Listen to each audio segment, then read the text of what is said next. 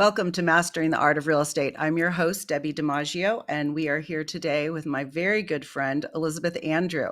Let's bring her in. Hi, sweetie. How are you?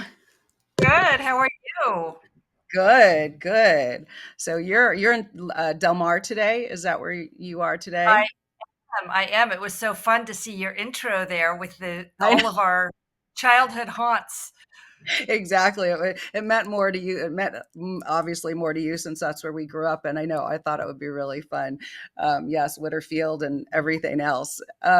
So Elizabeth, I'm going to call her Lizzie because I won't be able to say Elizabeth. So Lizzie and I grew up together from junior high on up in Piedmont, where the town we're from. And I have three favorite stories that I love to hear, and I could hear them over. One is your story. It's incredible, and I can't wait for you to share. The second story is a friend who escaped from Iran, which is it's so fascinating. And she rose, and I would love to introduce you. And there was one other story, and I'm blanking on it right now, but let's introduce Elizabeth and hear her story and her rise, her bottom to down and up, or was it up and then down and then up again? So, Elizabeth Andrew is a former tech CEO, co founder, and 5-time sales leader who has built, scaled, and advised high growth companies. As creator of the 4x4 method, Elizabeth reveals the playbook used by tech leaders to turn ambitious goals into reality. At a time when millions feel stuck in soul crushing careers, struggling with financial uncertainty, and searching for purpose, the 4x4 method offers a game changing approach, treating personal and professional growth like a high growth startup. By combining elite business strategies with a proven execution framework, Elizabeth empowers individuals to build unstoppable momentum and achieve their boldest aspirations. With a track record of scaling companies, building billion-dollar ventures, and inspiring audience through TEDx talks, Elizabeth has also established herself as a leader, motivator, and role model with her inspiring story of career reentry, breaking into the San Francisco tech scene at nearly 50. With no prior tech experience after a 17 years as a stay-at-home mom. Her journey is a testament to resilience, reinvention, and the power of ambition. Now she is sharing her expertise through coaching masterminds and the 4x4 method, helping ambitious individuals, entrepreneurs, and professionals unlock their full potential. Through her work, Elizabeth empowers others to embrace bold moves personally and professionally, push past limitations, and build the future they deserve. Her story proves that it's never too late to start something extraordinary. So, welcome, Lizzie. I love this story. So, before we go into the 4x4 method, which everyone's going to want to learn about, it was so amazing when I heard about it. It seems so simple, but today I wrote a quote that said, action creates transformation. And although it's a simple 4x4 method, there's a lot that goes into it, and you have to act in order to transform. But I love it. So let's talk about, let's start where you were living in Connecticut. Why don't we start there? You're married, you're a stay at home mom, you're having this amazing life. If we can start there and then go to how your rise and then your fall and then your amazing rise again. Yeah. In fact, I might give you a 2-minute Yeah. overview before that. Kind of what got me to Connecticut. And of Okay. course, you know, growing up in California and in the Bay Area, and after college, I was working in the financial services investment industry in the mutual fund space. I had been at Franklin Funds and then Wells Fargo Asset Management. And I was on the founding team that took the very first mutual fund company from zero to $1 billion for Wells Fargo Asset Management. Wow. It was the Overland Express Wow. funds. And the reason go back this far is because this is really the foundation of everything. Right. And after building the inside sales organization for Wells Fargo, I ended up getting transferred to the East Coast to open up the New England region. That's the investment capital of the world. So that was the last region we went into. So they asked me to go break into that. And so I did. I took it from 0 to 70 million, calling on stockbrokers. It's funny because I was the only woman in the room. They were all white men that looked like my dad, and Wow. the investment. out there. And but when I moved east, my family said, "Go for 2 years, have a great time, don't fall in love." And I ended up marrying a New York Italian character, and like most, late 20, early 30-year-olds, I didn't listen to my parents, and I ended up moving down to Connecticut and becoming a 17-year stay-at-home mom. So, Wow. that early career that I had was such a foundation for everything I've done in my career, Absolutely. because I had learned how to build from the ground up.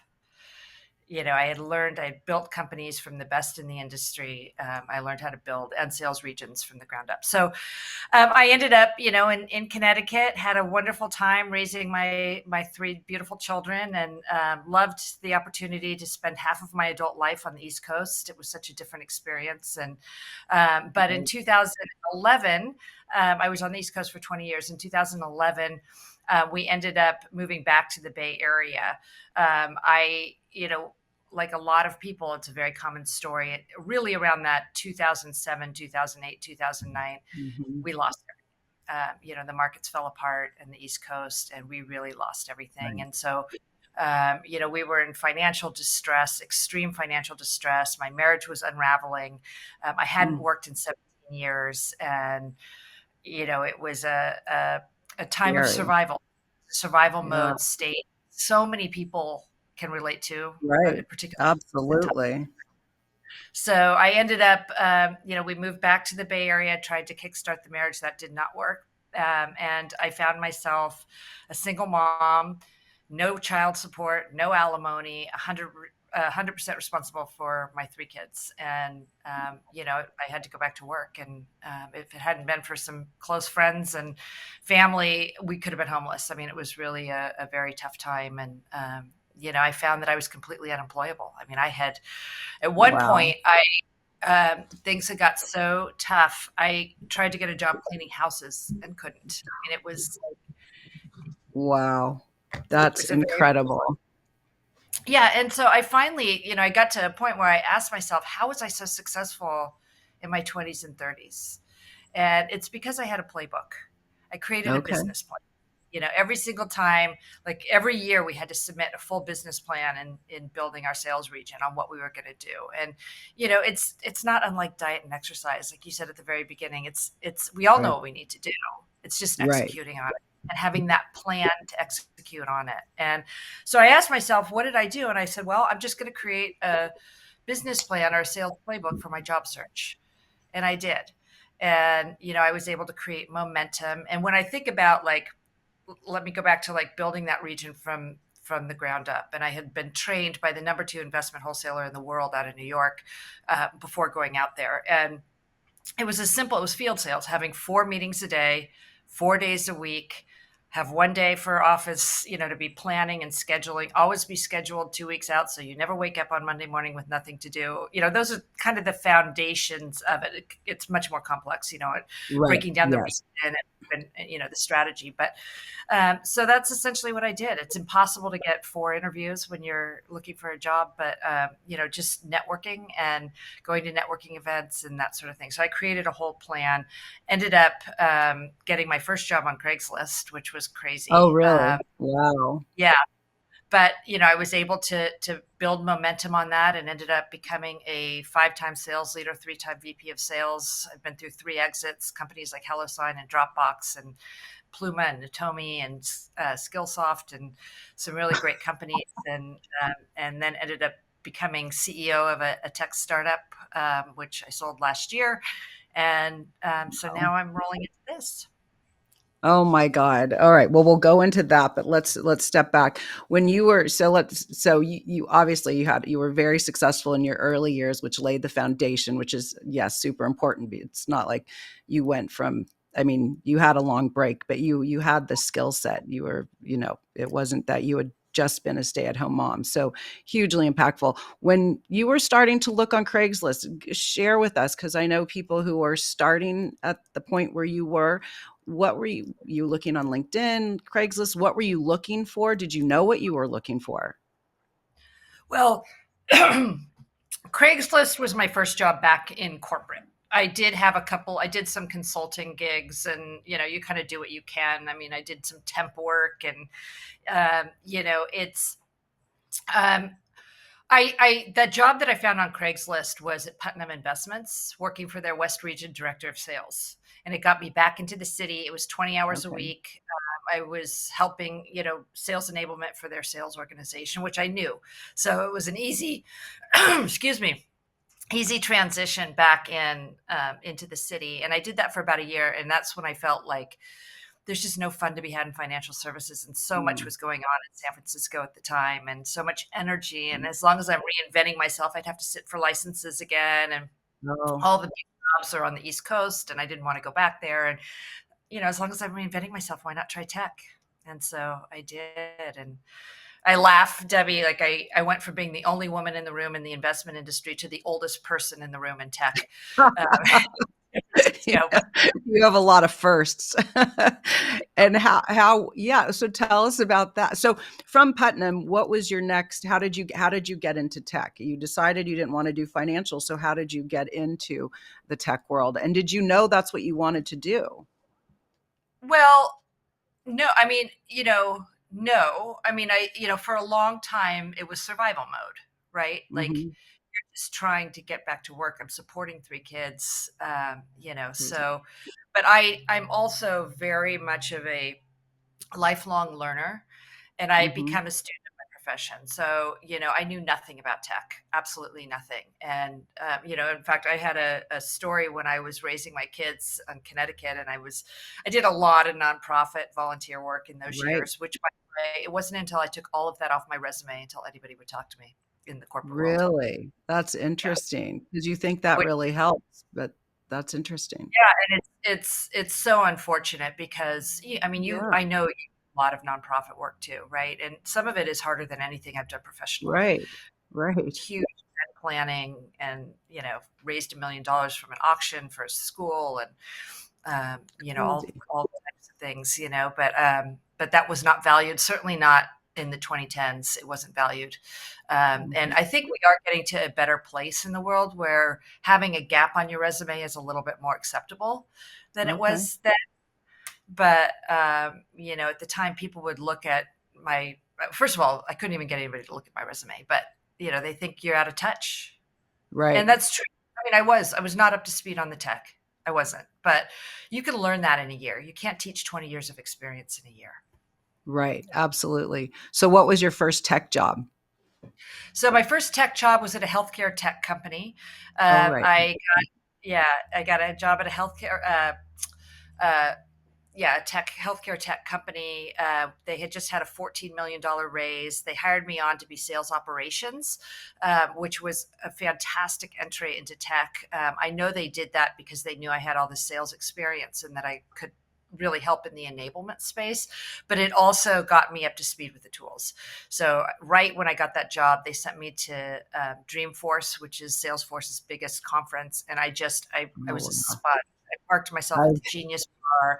I went to the expo floor and demoed every product on the market. I Wow. came up with swag. My kids were delighted. I had drones and all the stuff, from a trade show. But Wow. I just learned everything I could, and I think that's one of the things that really contributed to my success is being that lifelong learner. And when I Mhm. was trying to get into tech, then I just started becoming a student of my profession, and I followed news sources, TechCrunch. I remember at one point TechCrunch is, it's a lot of tech news and whatnot. And they were having an event in the Presidio. It was like $25, and there were food trucks. And I just signed up. I didn't know a soul. And I went and I wandered around. And I remember meeting Wow. somebody that had just moved here from India, in line for a food truck. He was a CEO of a company that he was building. And, we connected. We connected on LinkedIn. He didn't hire me, but years later, he ended up buying products from me when I was in sales at Health. Wow. So you I just never love know. It's the networking component, and every right. connection you make is going to lead to something. Absolutely. I love that. Well, I always talk about, um, looking for the magic, that daily spark, keeping an eye out, looking for the opportunities. And I love what you did. And this goes for anyone in it who has a business, service, or product, is getting out there like you did. You went to TechCrunch. That wasn't in your DNA before. That wasn't something that you were you know, I can't even say passionate about because you weren't there yet. Now, you got there, but you just opened yourself up and you went and you met people, and you also got to experience that space, right? I'm sure the people in all your different industries there. I mean, I could imagine the techies looking very different than the financial people. So you're now in a whole different space, which I don't know if interrupt me if you want to go back somewhere, but I just had a vision about when you invited Adam and I to Dropbox. You were, I think, you had went from HelloSign, I think, to Dropbox. And I remember going there, and I felt like I don't know if I was in a fraternity or a sorority, and you were wearing jeans and amongst all these young people, and it was like a Friday. And you tell us about Dropbox and that whole experience of really being in that tech world, and Yeah. your perspective from a person. I don't want to say we're older, but an older perspective compared to a 20 something. But that was a really fun experience for us. Yeah, I mean, I loved it, and I remember. So at HelloSign, which is an e-signature company, and I should tell you the story about getting the job there, but I'll answer your question. Like, I remember I was employee number 43. It was very much of a tech startup. We were in this like brick building in the Tenderloin, and I remember one day I'm in my jeans and a hoodie, and I'm talking to the CEO, and he says, "Have you always worn that?" I used to wear navy blue suits and pantyhose and high heels. It's got to be a commitment in sales. But we were selling to engineers and developers, and we were selling APIs to engineers. I didn't even know what an API was at the time, and we don't have to. It was just a very technical product. But yes, so I was at HelloSign about 4.5 years, and we were acquired by Dropbox a couple of years later. When we were a bigger company, we were acquired by Dropbox. And so to your point, we had been a very cool startup where we'd have lunch on Fridays, but it was frugal.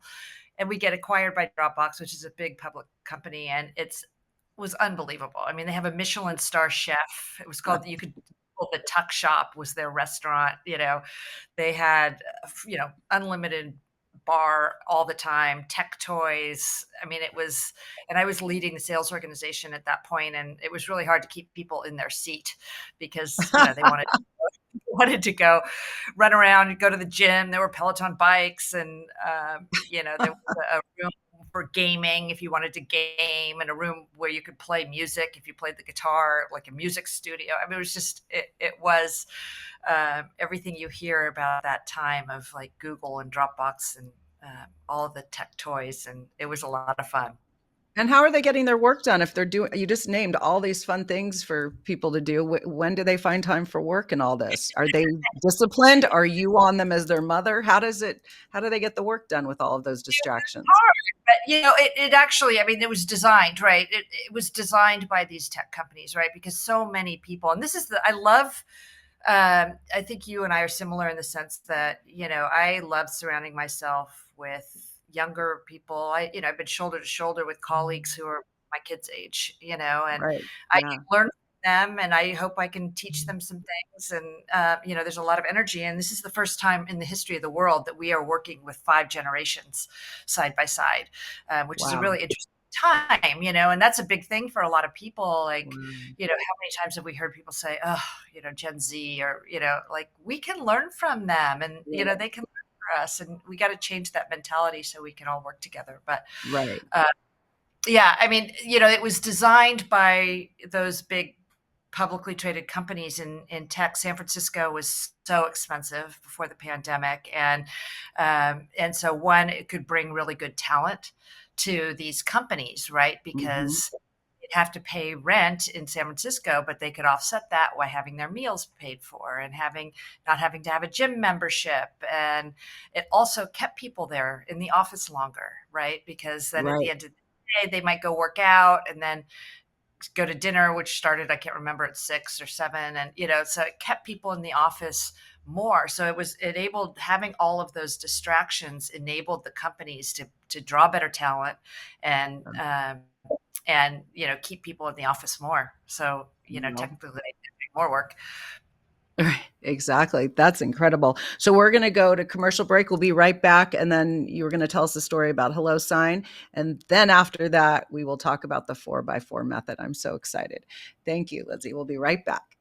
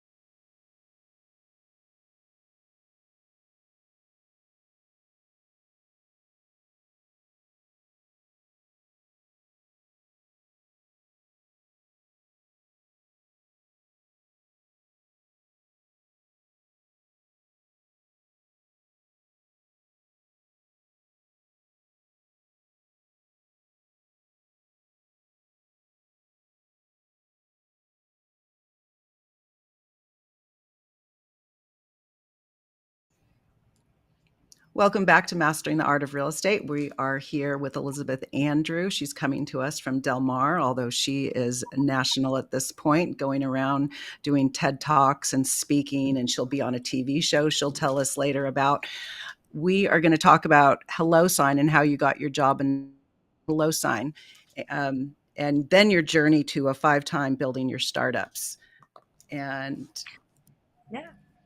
Yeah. Yeah. So I had that job at the healthcare tech startup, and I learned a ton there. After a year, they had raised $14 million and they burned through it. It was pre-revenue and went wow. bankrupt. So I found myself back in a job search, and at this point, at least I had a little bit of tech on my background and my experience, and so it was a little bit easier. Still challenging. I found a job um, through another platform, and I got a job interview at HelloSign, and it was going to be a sales role. I hadn't been in sales for 20 years. I had never sold software. I was hired onto a team of stereotypical SaaS sales dudes, and Dudes. the final interview, you have to go in these days, and you'd have to do a presentation to their team, and it was on their product, which was APIs. And again, I didn't know what an API was. Will you tell And us at what the an time, API is and SAS? I learned those from you, but could you tell us what API and SAS is? yeah, API is an application. It's essentially what connects your apps to the different companies. It's like a Okay. connection. Okay. Um, yeah, an application platform interface. Okay. The so I and SaaS, software as a service. So the software companies are SaaS companies. Anytime it's software for a service. So Okay. um, yeah, so I had to go in and give a presentation, and at the time, we had come out of struggle. I mean, we were really struggling. Our family had one huge Lenovo laptop that was at least 10 years old that my kids Oh played my. games on. And I'm like, how am I going to go in and present. They'll never get the job if I go in with this laptop and present to this team my presentation. And so I had to go down to Best Buy and buy an Apple laptop and go in and deliver this presentation. I walked out of there saying I'm never getting Wow. that job, and I ended up getting it. And so that was a Oh, really big breakthrough. And wow. so That's incredible. That is incredible. I remember when you were doing that presentation and I was wondering, how are you going to do this? You've been out so long and you're going to have, and you had to get in front of all these people and give that presentation on something you said you knew nothing about. And I remember that story well and was so happy for you at the time. So now tell us about how you have built all these startups. I mean, it was just every time I called you, you were on doing a new business and a new startup, and then you became CEO of one of them, and it seemed to just fly by. Maybe not as fast as it seemed like in my eyes because you were deep in it, but share how you built those startups. yeah, I mean, so after the acquisition at Dropbox, I spent a year leading the HelloSign sales team there. And ultimately, as fun as it was, I love startups. I'm a mom. I like wearing a lot of hats, right? And when you get into a big publicly traded company, you've got all the hierarchies, and it's just Mm.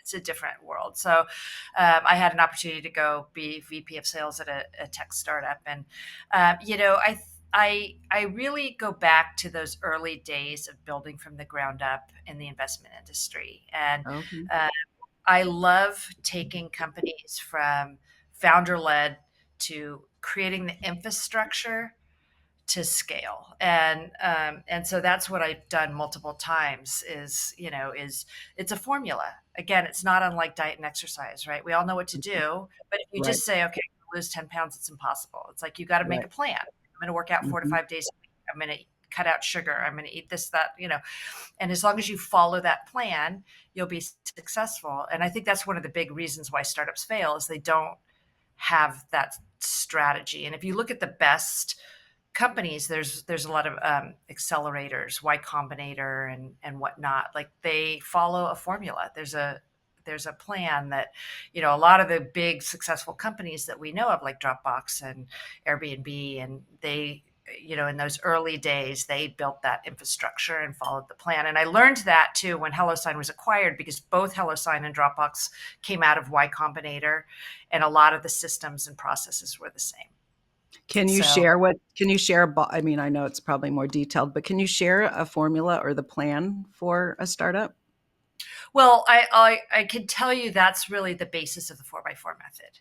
So Oh, okay. after building these Perfect. companies, and then I went to, I finally had been a VP of sales at an AI company for a year. I was working 80 hours a week and I had 3 days off. It almost killed me. I was the Wow. only person first generation Indian on my leadership team. I've been the only person that wasn't first generation Russian on a leadership team. Um, I love and that. it was so much that I finally just woke up and I'm like, I cannot do this. And so I left and I wanted to start doing consulting. And then a founder came and asked me if I'd be co-founder of his company. And so I did that for about a year and a half, and we had a buyer and ended up selling it. But um, so then I'm like, there are so many people, millions of people right now that are struggling. People Hmm. are Yes. man, even people who love their job. It's such a different time than it was in the 2010s. I remember like women in leadership and following people like Sheryl Sandberg and things like that, right? That everybody was trying to Right. advance their career. I just feel like we're in a different place. People are more concerned about themselves. They're realizing that, like, companies don't necessarily care about you, in the same Right. way that we want to. So even people who are really in great leadership roles, they want multiple sources of income. They're really concerned about doing more purposeful and meaningful work. And so I've created Absolutely. these programs with basically the similar playbooks to treat your own life, your own personal and professional development like a high growth startup. And that's how the 4x4 method came about. All right, let's launch into it. This is the best part. This is great. And tell us before you get started, and we'll remind them after. But if someone wants to sign up for your webinar or coach with you on the 4x4 method, how do they do? What's the easiest way for them to do that? And then we'll dive into it. Yeah, well, you could go. My website's being revamped right now, Okay. so it's a little bit unclear when you go to my website. But at elizabethandrew.com, and just sign up for the emailing list, and or reach out to me at elizabethandrew.com, and I'll send you all of the information on the program. It's probably best to follow me on LinkedIn at Elizabeth Andrew, or my professional Instagram is the Elizabeth Andrew, so you can reach out to me on any of those, and I can send you information too. But the 4x4 method is Yes. simply doing a. I'm building a number of different programs. I'm doing a lot of public speaking and trying to work with some corporations on workshops to help their employees, because we're living in a world right now. And I did a presentation for Revenue Magazine last month, and 91% of people are not feeling engaged at work right now. That's we are just I think a lot of this is the post-pandemic world we live in, Hmm. and people working remote, right? But people are looking Right. for meaningful work and all those things. Um, so I am helping companies support their employees through these programs, but I'm also doing programs for individuals. And right now I'm in the middle of a 4-week workshop.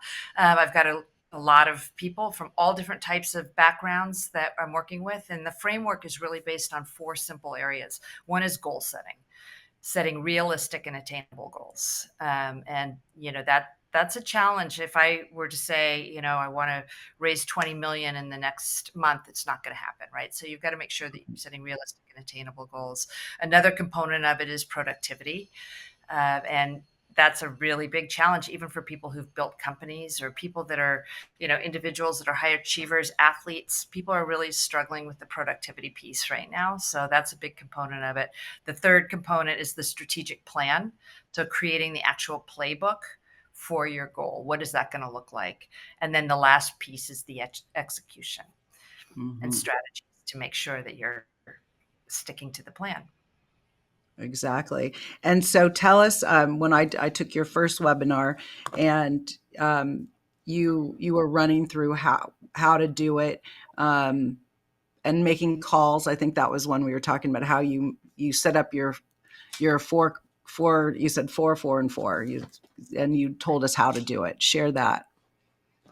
Yeah. So, again, so I that was just a 1 hour webinar. We get Yeah. much more detailed on it. Oh, of course, of course. We're just highlighting. Yeah. So it goes back to, and I will really customize this with people, individuals, as I work with them, Right. right? But it goes back to that original um, strategy of mutual fund wholesaling. Have 4 meetings a day, 4 days a week, always be scheduled 2 weeks out, right? Um, so I help people build basically a framework. Hmm. Uh, and there's a lot of different, I'm not sure exactly what strategy you're looking at, but like one of them is like, at the end of the day, make sure you write down the last thing I do at the end of every single day, whether it's before I go to bed or when I stop working, is write down the 4 top priorities that I have for the next day. And I Okay. stack rank them. And then I wake up in the morning, and the very first thing I do, you've heard that term, eat the frog. I do the first one first. And then if you Okay. get I hadn't heard of that.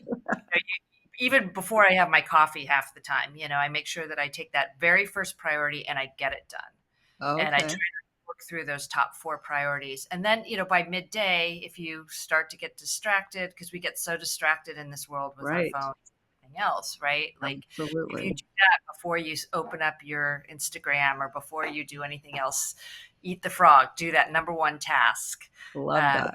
Strategies like that will help you implement Right. your. No, I mean, for it's great advice. And so, I mean, whether you're in real estate or whatever, if you're looking to lose weight or you're looking to connect with someone to build a startup, it's so important to build relationships. And I know you talk about that too, is it's building relationships, or how you go about. You spoke about how you were going about when yeah, that's what you spoke about on the webinar. When you were looking for a job, you were constantly meeting people and you were implementing your 4x4 plan. And I thought Right. that was really great for people who are looking for a job, as well as someone in real estate. They're looking to meet more people so they can, build their business as well. Right. And there's so many different ways to do that. And I build a lot of that into the programming. Like, I classify them, there's this may have been what you were talking about the four methods. Like, you can either try to teach somebody something, you could try to learn something, you could try to sell something, or you could just try to build a relationship with someone, right? So there's different Right. ways that you can have different objectives for what what that outreach is, and you always want to make sure you have a call to action with Okay. each one of those. But it's incredible how, how one thing will lead to another. And it's really interesting in this process because I talk about the mathematics of momentum, Right. right? It's Hmm. like by having specific um, outreach strategies and connection strategies, it creates momentum. And one of the things as a business owner that I love to say is, if nothing happens, nothing happens, especially as an entrepreneur, right? Right. And if you Absolutely. want to create change, and in this world where everybody is stuck, right? Nothing is going to change if you don't change, right? So Absolutely. you've got to do things differently if you want different results. And we've talked, I mean, I think we've all heard that saying, insanity is doing the same thing over and over and expecting different results. If you want different results, you've got to change. Absolutely. And you need the momentum. And that's, I coach our agents. I say, you have to be in motion. You can't be sitting at your house thinking like, oh, I'm going to meet, someone's going to call me and want to buy or sell a house. You have to be out there, whether it's you're getting dressed, you're going to the office, you're interacting with people, you go across the street to Starbucks, you get a coffee. You never know where it's going to come from. Just like you going to your first tech meeting or tech event, and you just started meeting people, and you put yourself in your head in a whole different environment than sitting at home trying to do whatever busy work you're trying to do. So this excites me so much. It's so fun. And I love your 4x4 method. So we're going to go to commercial break. We'll be right back with Elizabeth Andrew.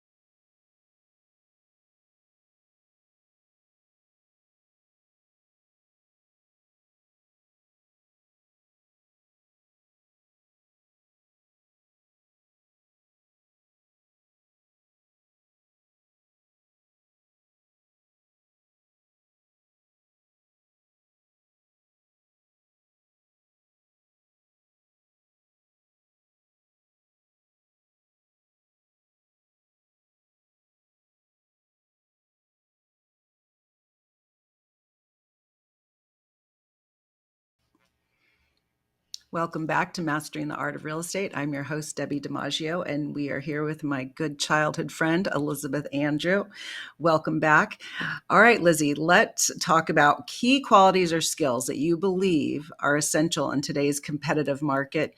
And it could be you work with a lot of people in a lot of different businesses and a lot of different places in their life. It's not just tech. So what are some key qualities that people should have or work on? What skills should they work on? Should they take classes? Should they coach with you? How does someone develop to follow in your footsteps? Yeah. The number one thing, and I know you buy into this, is mindset. Yes. Mindset everything. And I love my daughter when she was at Piedmont was a swimmer, and she had a coach, and we had the benefit of being near Cal Berkeley. So it was somebody who was in the Olympic trials. And I remember her talking to these young girls and saying, your body believes everything you tell it.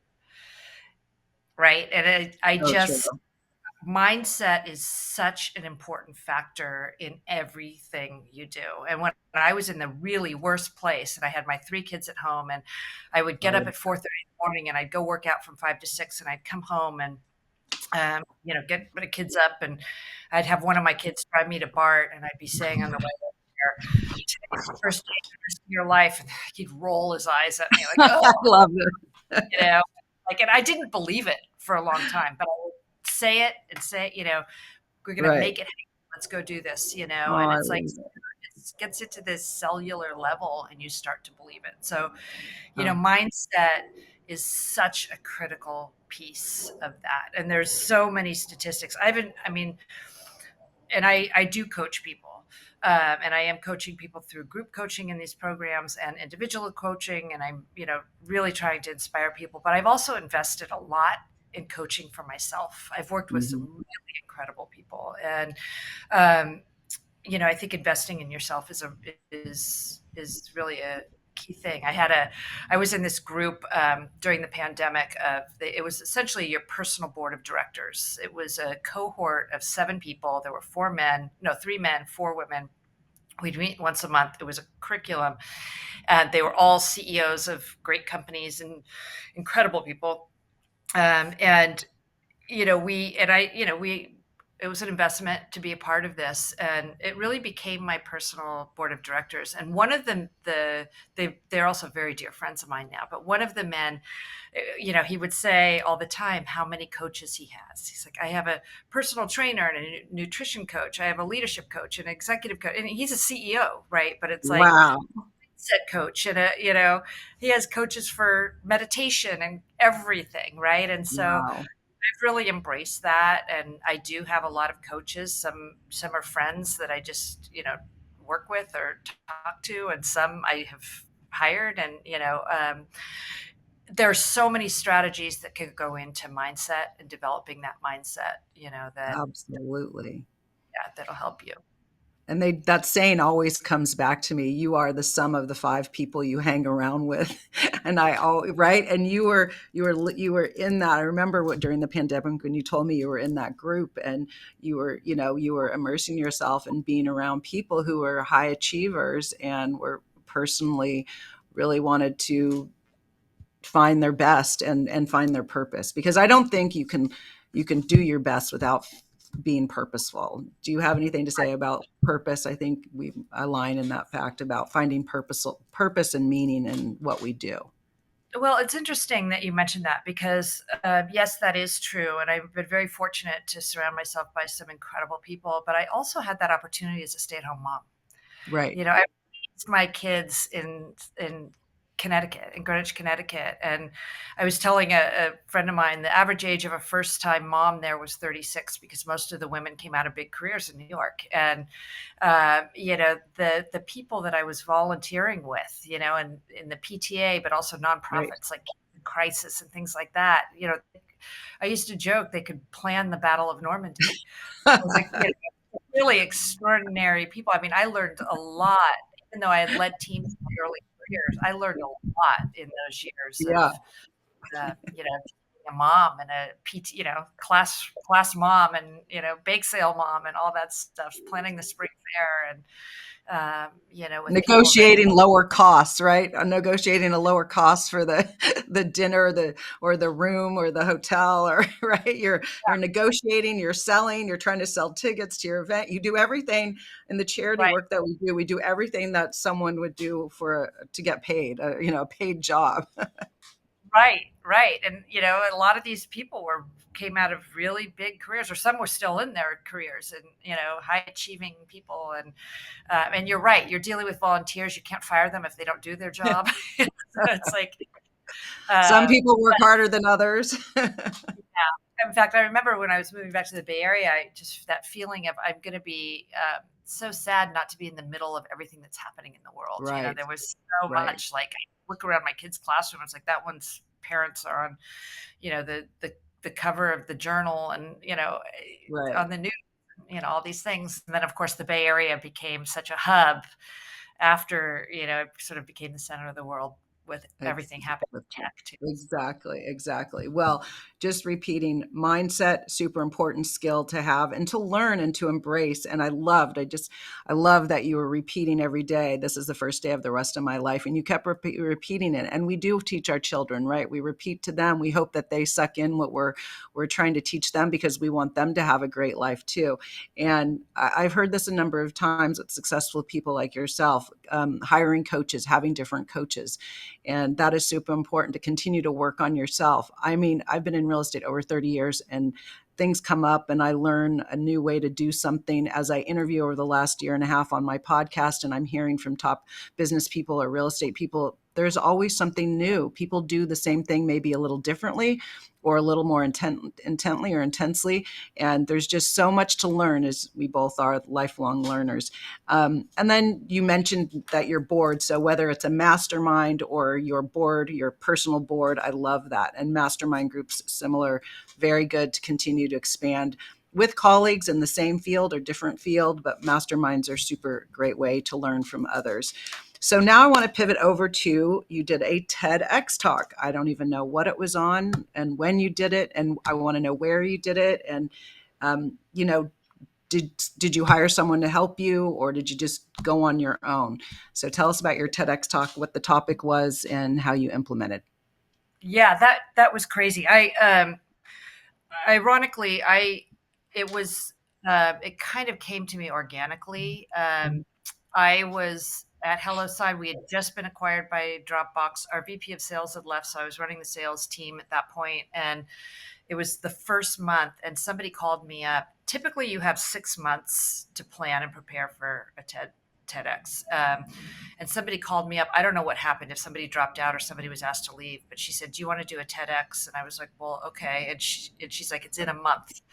So I had a month to prepare for it. And I was in the middle of integrating, our team to the new company. And, but I just felt like I will never get asked to do that again, so I should say yes. So I did. So it was, I would love to be able to go back and do it if I had 6 months to prepare.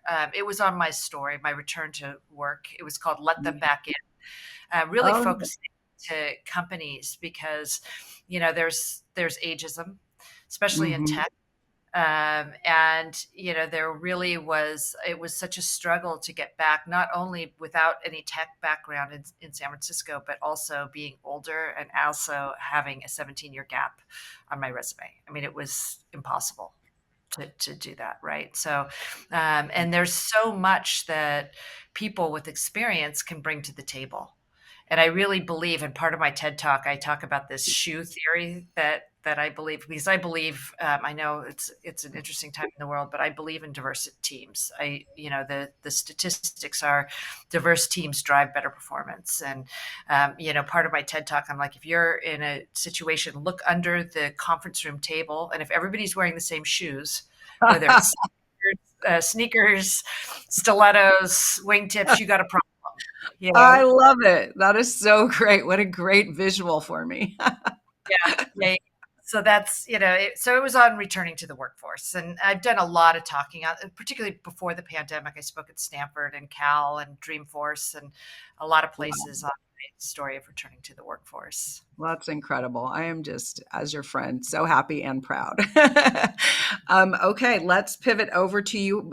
You have a TV show that you're going to be on soon, I believe. Tell us about that and how that came about. Yeah, that actually, it's called Legacy Makers.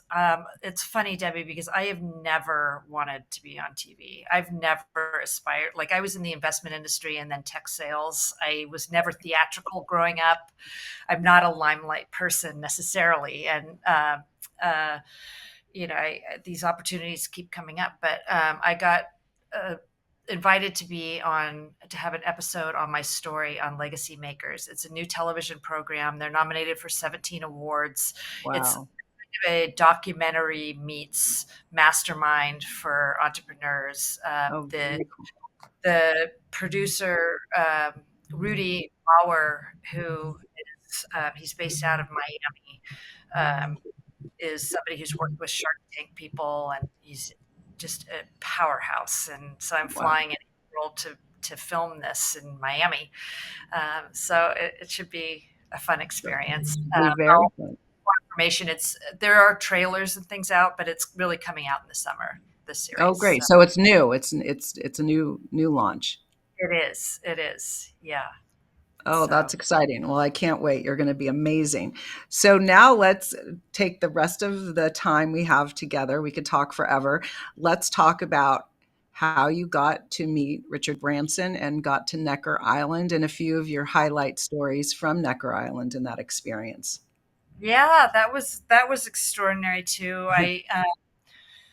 It was actually a VC that I know reached out to me, and it was probably about a year and a half ago, reached out to me and said there's a program where 30 entrepreneurs go to Richard Branson's island, his private island, which is Necker Island in the British Virgin Islands, and for a week. And I think you should go to this. And I said yes, and so I did. It's actually, I wanted to go back this year so badly, but I hope to go back there again at some point. But yeah, it was, I didn't know a single person that was going. It was a kind of a mastermind program with entrepreneurs, and ended up going. And what an experience. I mean, I really met, it was not only having the opportunity to spend a lot of time with Richard and in his natural habitat, so to speak. And, uh, That's a good way to describe, yeah. but also, being around 30 other extraordinary people from all over the world. And it was incredible. It really was incredible. And I had a lot What of was it? opportunity. Yeah, what was a day? Walk us through one of your favorite days, and what was it like? Did you have to get up at a certain time? Were you eating breakfast, lunch, and dinner together? Did you have meetings? Like, what was a day like there in this Yeah. during this? This, Richard has some rules. One What are is nobody those works rules? this afternoon. So What did you you can say? I only, missed that. nobody works after noon, after Oh, okay, lunch. okay. So we did have morning programming, and that was structured. And Richard came to some of them. He wasn't involved in all of them. I think there are other programs that do go to Necker Island, but one of the things that was really exceptional about is that he was very involved. He pretty much spent the whole week with us, and I don't think that usually happens when people go. And so, we just had a lot of one-on-one time. I think really what was extraordinary um, was just being there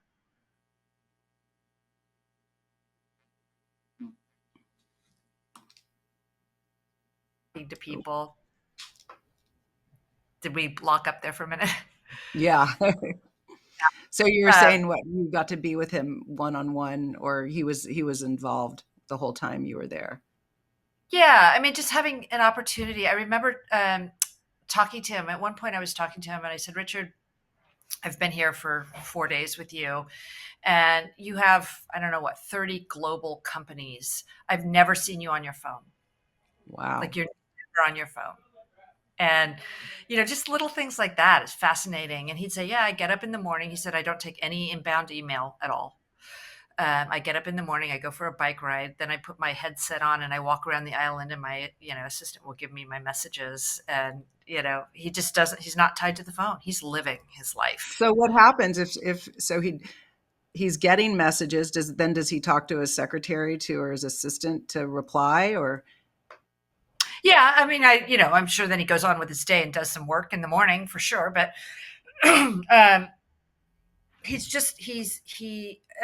another great story that I loved. It was one of his companies. It might have been Virgin Records or Virgin Air, and he had to select a new president of the company or CEO or something to run that arm of the company. And he wasn't sure. He was really caught because I think he had a few leaders that he was considering, and he wasn't sure what to do. And so he said to his staff, "This is not when we were there, but he said to his staff, I'm going to just go." fly a kite. So he takes a kite to the other side of the island and he's gone for hours. And I think it was one of the staff members was telling me this story. I was like, yeah. And so finally we were like, I wonder if we should go look for Richard, make sure everything's okay. So they go over to the other side of the island and they see his kite tied to a tree and they look out in the water and, I don't know how many 100 yards out, he's just floating on his back. And they're like, is he okay? So they jump on a boat and they go out there to get him. And right when they get to him, he goes, okay, I know who it's going to be. That's how he makes decisions.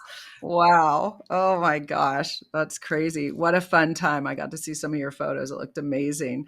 So, Lizzie, when I'm coaching or when I'm talking to agents or I'm listening on my podcast and I'm talking to people like yourself, I'm always talking to my 25-year-old self. That's when I was trying to figure out who I was in my life, what I was going to do, what my purpose would be, what was it? And so, what would you tell your 25-year-old self, or whatever point that you were having a tough time? What advice would you give them? Well, that's a good question. You've got this. You've got this. It's going to be okay. Right. And, Right. I don't give up. Absolutely. Keep pushing through and keep trying new things and keep moving forward. Yeah. Yeah. I love that. So tell me, you've lived in a few places, but you've been living recently in Del Mar in the San Diego area. Tell us what your morning routine is. I know, a lot of successful people have a really strong morning routine. Share yours with us. Well, that's interesting, right? And this is comes to there's a term that they say in tech. It's called eating your own dog food. I prefer drinking your own champagne. I've had to implement the 4x4 method a lot by myself Oh, in okay. recent and working on a lot of the productivity hacks. Before the pandemic, and I'm not necessarily a morning person, but I would get up at 4:30 in the morning. And all these years that I was rebuilding in tech, I'd get up at 4:30 in the morning. I'd work out from 5 to 6. I'd come home, get the kids breakfast, commute into the city, walk across town, get my coffee, be at my desk at 8 a.m. and start my day. And of course, then the pandemic hits, and we go from that to like getting up and going to your coffee maker, and then sitting down at your computer, having a drink. At the end of the day, right? So, it's changed. One thing that I'm really working on is some of those simple productivity hacks, like that Hmm. rule of four, like write down 4 things at the end of the day and do those first because it's Okay. so easy to get distracted. And then the other thing that I do, and I try very hard to follow it, is write down your perfect day. Oh, What does your nice. look like? Because I can very easily not have a routine. But I try to get up, at 7 o'clock every day, have my coffee. I take a walk with the dog, and then, and hit my top priority list. And then I try to take a workout more in the late late morning, midday time. Have a workout because that way I know I'm getting my work done. Hmm. And then I try to have meetings in the morning, but I also try to have block time for productivity in the morning because the afternoon, then it just goes down a rabbit hole. That's Right. when I turn into like squirrel, got an email. Right. Stuff comes at us at all ends. No, I love it. That's so great. This has been so fun. I love hearing about the other parts of your life that I haven't had a chance to talk about. And you are so inspiring. And share with us again how people can connect with you and coach with you. Yeah, absolutely. You can send me an email at elizabethandrew.com or go to elizabethandrew.com and put in your email address to get on my mailing list for programming. Also connect with me on LinkedIn. It's Elizabeth A. Andrew is my handle, but it's Elizabeth Andrew on LinkedIn. Instagram is the Elizabeth Andrew. Facebook, I have the Elizabeth Andrew. And DM Awesome. me. All Yeah. right. Well, we will have you up on YouTube before we know it, and you'll be streaming across all streaming apps. And this was so insightful. And thank you so much, Elizabeth, for joining us today. It's been a pleasure. Thank you so much. And it's so weird for you to call me Elizabeth. I know it seems so weird, but I want people to know how to get in touch with you, because if they start Googling Lizzie Andrew, they might not find you. So Elizabeth Andrew. Yes. Thank you so much. So good to be Thank here. you, sweetie. Thank you. Tune in each week for another episode of Mastering the Art of Real Estate with host Debbi DiMaggio. Here Fridays, noon Eastern on the Bold Brave TV network. Tune in to where real estate matters matter.